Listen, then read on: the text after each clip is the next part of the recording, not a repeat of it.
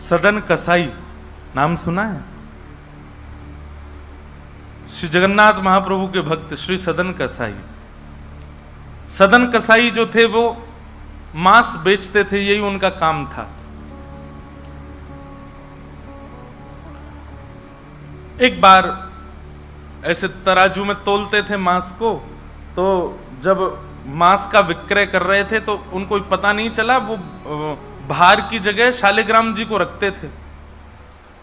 लेकिन कीर्तन उनको बड़ा प्रिय था, कीर्तन करते हुए मांस बेचते थे। बताओ, ऐसा उनका स्वरूप। एक बार एक महात्मा वहां से निकल रहे थे, तो महात्मा ने जैसे ही देखा, वो तो देखते ही पहचान गए।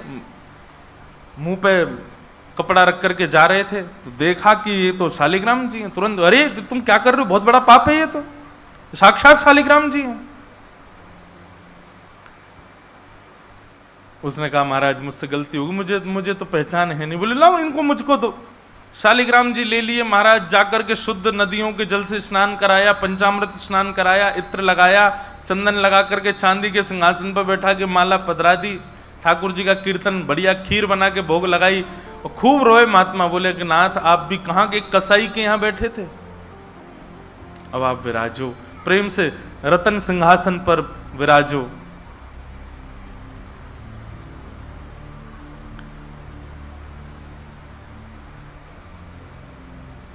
ठाकुर जी विराज गए। रात्रि को महात्मा के स्वप्न में आए और स्वप्न में आकर के बोले सुनो, सुबह होते ही हमको ले जाओ और हमको वो सदन कसाई के पास छोड़ के आओ। महात्मा बोले वहां प्रभु मांस बेचता है, वो आपको तोलता है, तोलने के लिए भार बना करके रखता है, आप उसके यहां क्या करेंगे? ठाकुर जी कह रहे हैं हम जितना कह रहे हैं उतना करो बस। बोले नाथ ये तो वेद विरुद्ध हो जाएगा, ये तो शास्त्र विरुद्ध हो जाएगा, मैं आपको कैसे वहां छोड़ के आ सकता हूं? आपको वहां क्या सुख मिल रहा है? वो शुद्ध नहीं, पवित्र नहीं, उसका स्थान अच्छा नहीं, मांस विक्रय करने वाला व्यक्ति, महापापी व्यक्ति, वहां क्यों जाना है आपको? ठाकुर जी बोले कहीं पर हमको स्नान करने में सुख मिलता है, कहीं हमको सिंहासन पर बैठने में सुख मिलता है, कहीं भोजन करने में सुख मिलता है, कहीं माला पहनने में सुख मिलता है, सदन कसाई के हमको लुढ़कने में सुख मिलता है। उसके तराजू में जब वो तराजू से तोलता है तो हम इधर उधर लोटपोट होते हैं, हमको उसमें बहुत आनंद आता है, हमको छोड़ के आओ उसके पास ही। और वो मांस विक्रय करता है, चलो जो भी है, लेकिन जब उसके यहाँ तोला जाता है और वो तोलते समय हम लुढ़कते हैं तो वो कीर्तन गाता है, वो मुझे बहुत अच्छा लगता है, मुझे उसके पास छोड़ के आओ। न जाने कौन से गुण पर दयानिधि रीझ जाते। कभी कभी हमको ऐसा लगता है कि कुछ ना कुछ करते रहो बंधुओं, किसी से तो रीझ जाएंगे ठाकुर जी, कभी तो रीझेंगे, कभी तो उनको कोई ना कोई चीज तो भाएगी हमारी। इसलिए आशा मत छोड़ो, लगे रहो, कुछ ना कुछ करते रहो। पर एक बात, चतुराई से नहीं, जान करके नहीं, बिना जाने भोले बनकर, सहज बनकर के करते रहो। ना जाने किस भाव से रीझ जाए। सदन कसाई के पास महात्मा वापस आ गए और आकर के शालिग्राम जी देने, सदन कसाई बोलो नाथ यहां क्यों ले आए इनको दोबारा, यहां तो मांस बिकता हूं मैं, बहुत गंदा स्थान है ये। बोले धरो इनको अपने पास ही। ठाकुर जी रात में स्वप्न में आकर के कह के गए कि उनको तुम्हारे संग ही रहना है। मुझे कथा पढ़ते समय लग रहा था सदन कसाई की क्या स्थिति हुई होगी जब महात्मा ने कहा कि ठाकुर जी ने स्वप्न आके कहा कि उनको तुम्हारे पास ही रहना है। हाथ पांव कांपने लगे, नेत्रों से अश्रुधार गिरने लगे सदन कसाई के। मन में विचार करते हुए कहता है कि मैं इतना पापी, इतना गंदा इंसान, और ये ठाकुर जी मुझसे मिलने के लिए मेरे पास चले आए।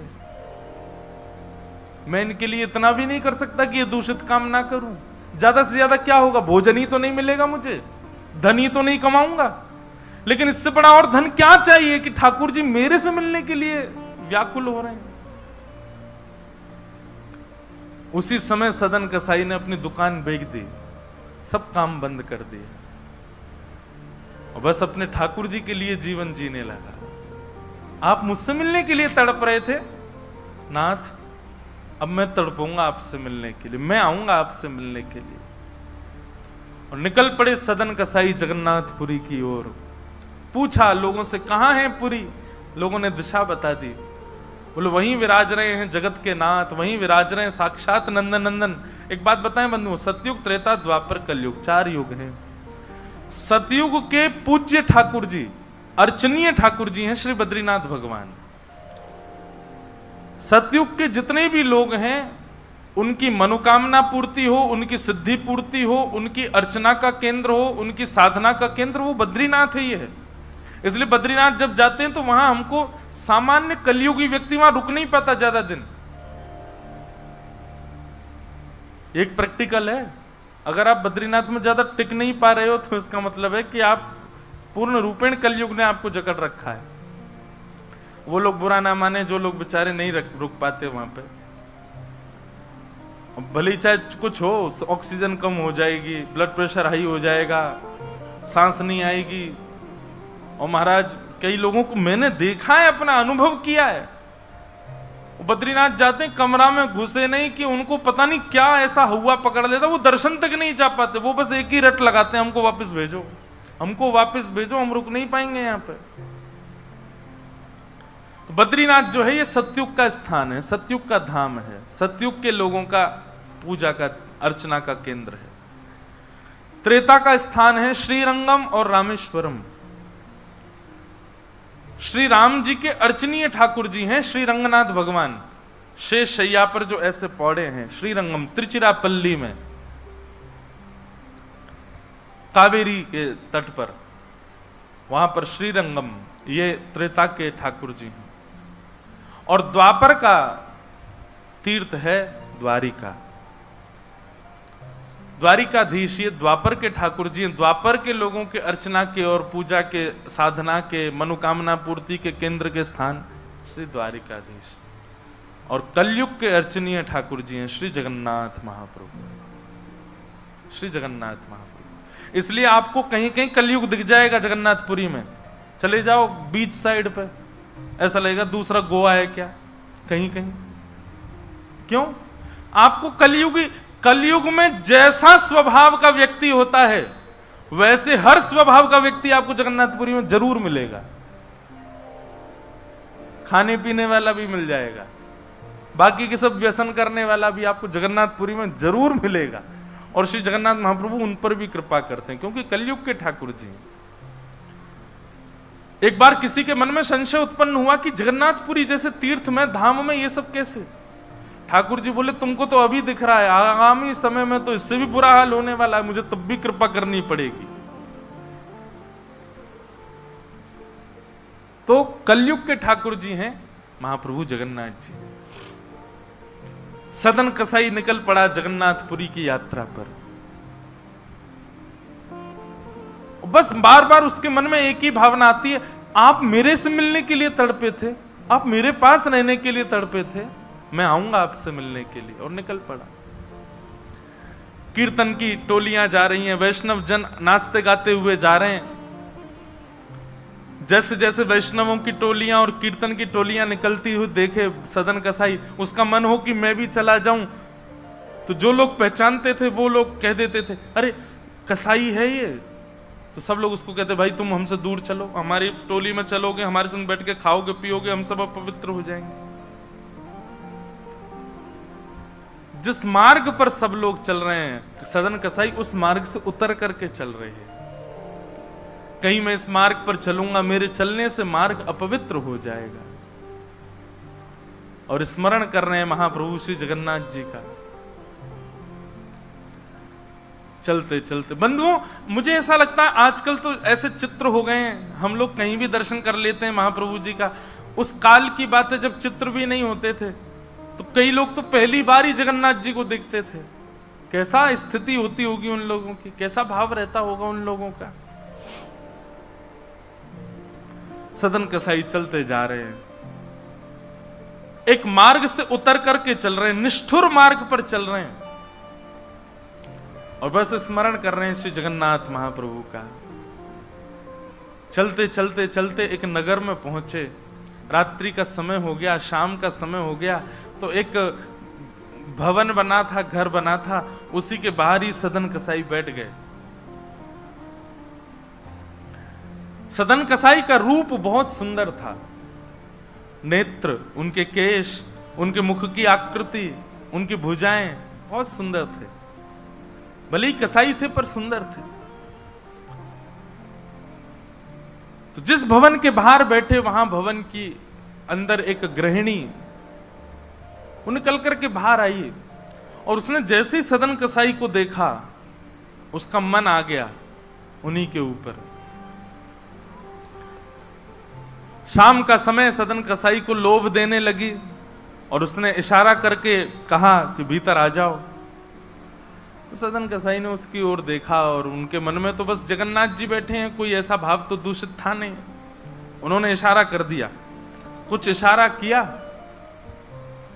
और उस इशारे को उस कन्या ने, उस महिला ने ऐसा समझा कि मानो ये कहना चाह रहे हैं कि तुम भीतर जाके पहले अपने पति का वध करो, तब मैं रहूंगा तुम्हारे साथ।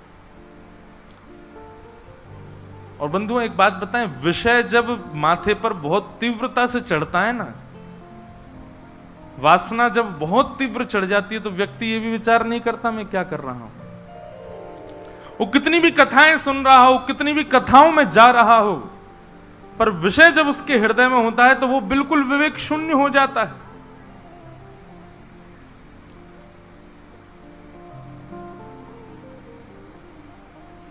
विषयों का मतलब, विषय भोगने से पाप कम लगता है, पर विषय जब सिर पर हावी होता है तो उस समय जो हम विवेक शून्य हो जाते हैं, उससे पाप ज्यादा लगता है हमको। विषय हावी हो गया उस माता के, भीतर जाके उसने अपने पति का वध कर दिया, मार दिया।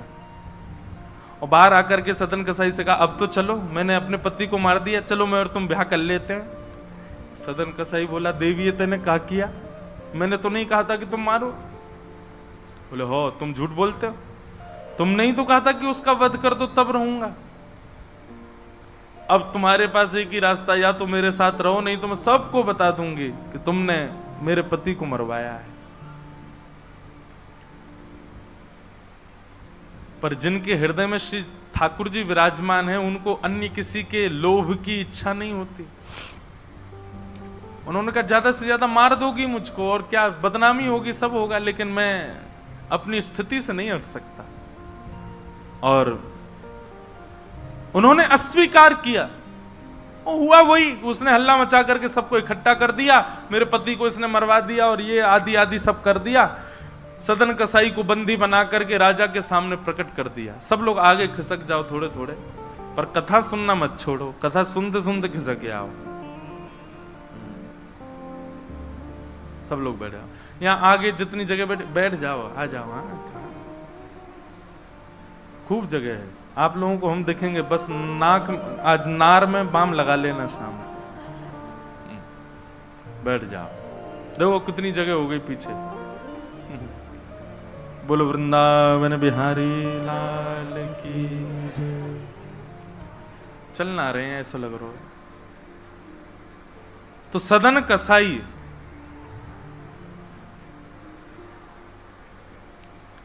उसने, देखो ये बात करने को किसने कहा आपसे? आपस में बात नहीं करो, इधर देखो सब लोग, कथा सुनो, बस खिसक के बैठ जाओ चुपचाप।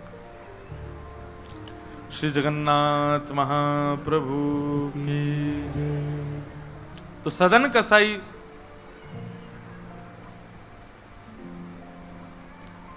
राजा के यहां उसको प्रस्तुत कर दिया, बंदी बना दिया, और बंदी बना करके कहा कि आप स्वीकार करते हैं कि आपने ये अपराध किया है इनके पति को मारने का? सदन कसाई कुछ नहीं बोला। बोले क्योंकि पक्ष तो पूरा उन्हीं की तरफ जाने वाला, मैं कितना भी मना करूं, मैं सफाई क्या दूंगा, मैं कैसे प्रस्तुत करूंगा, मैं विवाद कैसे करूंगा? वैष्णव का स्वरूप होता विवाद में नहीं पड़ता। वो चुपचाप खड़े रहे, बस मुस्कुराते रहे। बोले अब सत्य तो ठाकुर जी जानते हैं, मैं अब आपको कैसे बताऊं कि मैंने नहीं किया? मैं कहूं कि मैंने नहीं किया तो मेरे पास कोई प्रमाण नहीं है ना देने का कि मैंने नहीं किया। और प्रमाण देने के लिए, इकट्ठा करने के लिए, इतने प्रपंच में पढ़ने के लिए मैं नहीं निकला हूं। मैं तो जगन्नाथ जी से मिलने के लिए। आपको जो दंड देना है बस मृत्यु दंड मत देना, बाकी जो दंड देना है दे दो, मुझे जगन्नाथ जी का दर्शन करना है।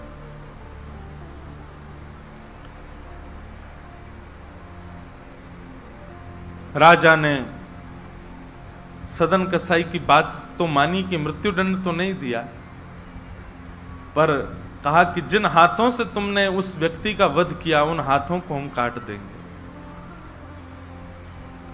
सदन कसाई बोले मैंने एक बार एक कथा में सुना है कि श्री जगन्नाथ जी की भी भुजा नहीं है, लो काट दो। जैसे मेरे स्वामी वैसा मैं, और अपनी दोनों भुजाएं आगे कर दी। मेरे स्वामी भी तो ऐसे ही रहते हैं।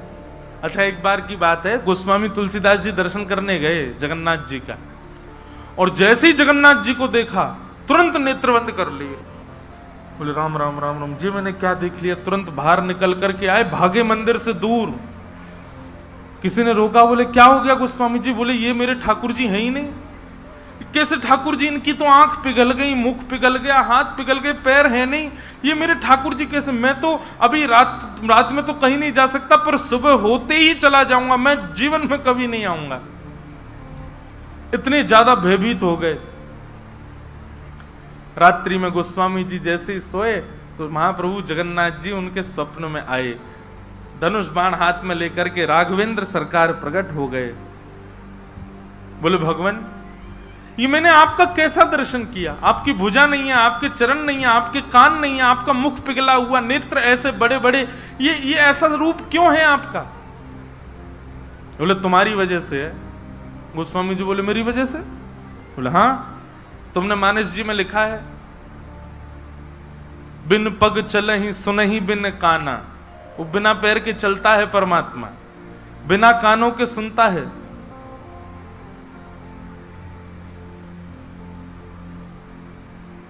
निज कृत कर्म करहु विधि नाना। बिना हस्त कमल के कई सारे काम कर देता है।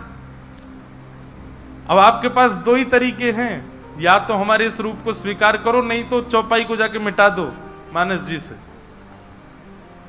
तब गोस्वामी जी को भेद पता चला। जय हो भगवान, क्षमा करो मुझे, मैं तो आपके रूप को जान ही नहीं पाया। तो अगले दिन दर्शन करने गए, तब वही रूप, बिन पग चलहि, बिना पैर के चलते हैं। और ऐसे कोई दुनिया का ठाकुर नहीं चलता जैसे जगन्नाथ जी चलते हैं। कोई भी ऐसा प्राचीन मंदिर आप बताओ जिसका ठाकुर निकल के बाहर आता हो, पूरे वैष्णवों के मेला के साथ में चल के जाता हो, एकमात्र श्री जगन्नाथ जी। और सुनो, आप लोग कभी दर्शन करना, श्री जगन्नाथ जी मंदिर में जाओगे तो जो गरुण स्तंभ है, जहां पर गरुण जी विराज, सब लोग गले मिलते हैं, वहां पर उस गरुण स्तंभ के पीछे भोग घर है ठाकुर जी का। ठाकुर जी का जो प्रसाद है वो वहां रखा जाता है, गरुण स्तंभ के पीछे। और श्री जगन्नाथ जी कहां बैठे? भीतर गरुण स्तंभ वाला सभागृह, फिर उसके बाद एक सभागृह और है, फिर तीसरे गर्भगृह में वहां जगन्नाथ जी बैठे हैं। मतलब जगन्नाथ जी से और जगन्नाथ जी का जो भोग घर है, जहां पर भोग रखा जाता है, वो कितना दूर है? 1 2 3 तीसरी बेड़ी पार करके है। और आप कभी भी देखना, महाप्रसाद का भोग वहीं लगता है। ठाकुर जी को इतनी दूर रखा जाता है भोग, क्यों? बोले महाप्रसाद रखने के बाद में, और मंदिर जब बंद हो जाता है थोड़ी बहुत देर के लिए, हम खुला भी रहे, वैष्णव दर्शन करें, भोग घर का किवाड़ खोल देते हैं। इतनी दूर से ठाकुर जी कैसे भोग लगाते हैं? बोले आजान बाहु है ना, ऐसे भुजा करके ऐसे भोग लगाते ठाकुर जी, लंबी लंबी भुजाओं से, अपनी भुजाओं से भोग लगाते हैं। तो बिना हाथों के सब क्रिया कर रहे हैं, बिना कानों के सुन रहे हैं, बिना पैरों के चल रहे हैं। सदन कसाई ने अपने दोनों हाथ आगे किए और राजा के दूतों ने उनके हाथ काट दिए।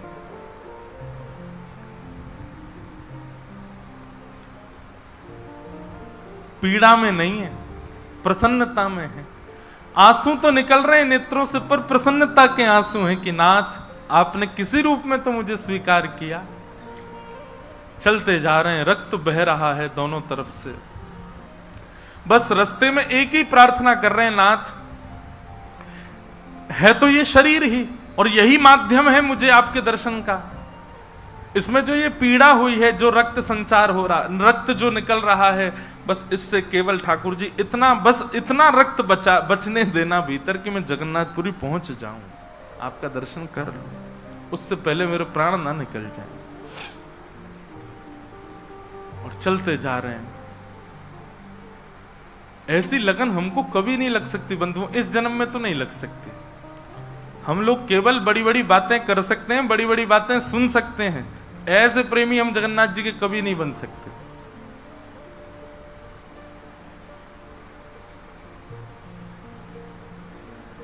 अरे हमारा कोई छोटा सा काम बिगड़ जाए तो हम जगन्नाथपुरी ना जाएं? अरे महाप्रभु जी ने तो मेरा ये काम बिगड़वा दिया।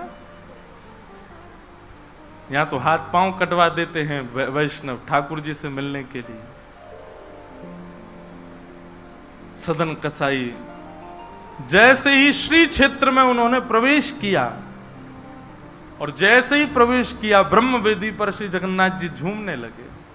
पुजारियों ने जाकर के कहा, महाप्रभु जी आज्ञा करें, आप इतने प्रसन्न क्यों हैं? बोले मेरा एक भक्त आया है, वो बेचारा बहुत कष्ट में है, आप लोग तुरंत पालकी लेकर के जाइए और उसको लेकर के आइए यहां पर।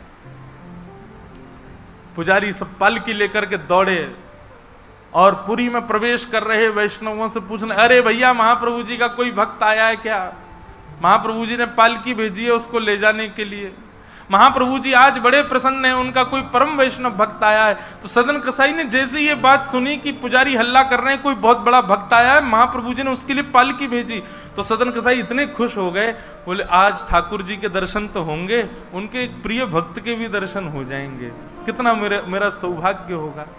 और रही बात, मैं तो बहुत बड़ा पापी हूं, मैं तो रास्ता भर यही सोचता आ रहा था कि मैंने इतना पाप किया, इतना मांस बेचा है जानवरों का, महाप्रभु जी पता नहीं मुझसे नाराज होंगे, पर आज लगता है कोई परम वैष्णव भक्त आया तो महाप्रभु जी का मूड बढ़िया होगा, आज प्रसन्न होंगे। तो प्रसन्न मुद्रा में ठाकुर जी बैठे होंगे, तब मैं दर्शन करूंगा तो मेरे सारे अपराधों को क्षमा कर देंगे। वहां तो भीड़ लग गई पालकी के पास में, बोले हम हैं परम भक्त, और वो सदन कसाई दूरी खड़े हैं, बोले इनमें से कोई होगा जो पालकी में बैठेगा, आज पहले उसको प्रणाम करूंगा फिर महाप्रभु जी को करूंगा। वहां तो इतनी भीड़ लग गई कि पंडा पुजारी पालकी लेके जान बचा के भागे वहां से, क्योंकि सबको लगता है कि हमसे बड़ा भक्त तो कोई है ही नहीं। पालकी खाली लौट करके आ गई। महाप्रभु जगन्नाथ जी बोले तुम खाली आ गए, लेके नहीं आए उनको? बोले भगवान आपके एक दो भक्त तो है नहीं, वहां तो हजारों भक्त, एक पालकी उसमें कितनों को बैठा किया, सब चढ़ने लगे, बोले हम हैं भक्त, हम हैं भक्त। आप कोई संकेत बताओ, आपके भक्त का कोई लक्षण। श्री जगन्नाथ प्रभु के नेत्रों सजल हो गए, बोले मेरी तरह उसके भी हाथ नहीं है, जो आया है वही है मेरा भक्त, उसको लेके आओ।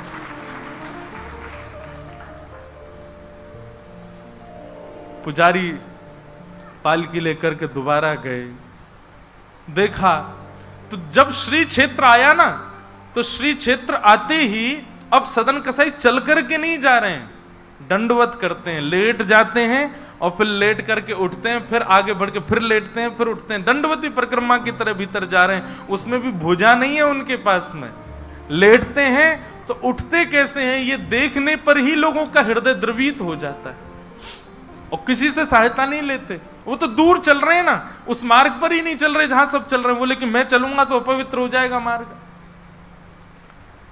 एक सर्प के भांति जैसे रिगड़ के सर्प चलता है, ऐसे सदन कसाई आगे बढ़ रहे हैं, और प्रसन्न मुद्रा में मैं महाप्रभु जी से आज मिलूंगा।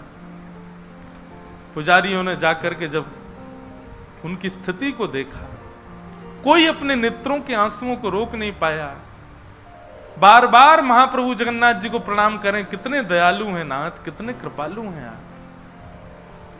सदन कसाई को जाकर के पुजारियों ने उठाया, बोले चलो महाप्रभु जी ने तुम्हारे लिए पालकी भेजी। सदन कसाई बोले आपको कोई गलत सूचना मिल गई, मैं नहीं हूं वो भक्त जो इसमें। बोले नहीं तुम ही हो, ठाकुर जी ने आज्ञा करके भेजा है।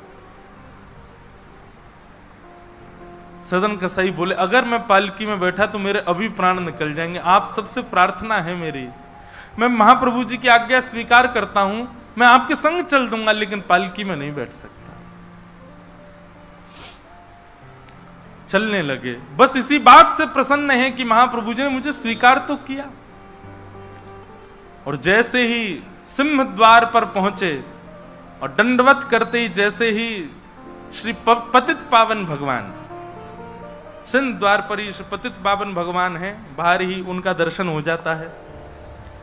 उनको देखा, देखते ही बोले ये पतित पावन भगवान है, श्री जगन्नाथ जी के ही समरूप हैं। पहले इनका दर्शन करते हैं, फिर जगन्नाथ जी का दर्शन होता है। जैसे ही दंडवत किया, अभी तक तो उनको ग्लानि नहीं थी कि मेरे हाथ नहीं है, पर अब दंडवत करते समय उनको तनिक एक ग्लानि से हुई, काश मेरे हाथ होते तो मैं भी ऐसे दंडवत करता, दोनों भुजाएं आगे कर लेता। और इस भाव से जैसे जो शेष भुजा थे थोड़े से, उनको आगे करके रुदन करने लगे सदन कसाई। इतने में ही उनके भुजा निकल करके आ गई और ठाकुर जी ने भुजा प्रदान करके उनके दंडवत को स्वीकार किया। श्री जगन्नाथ महाप्रभु की। ऐसे महाबाहो, ऐसे हमारे महाप्रभु श्री जगन्नाथ।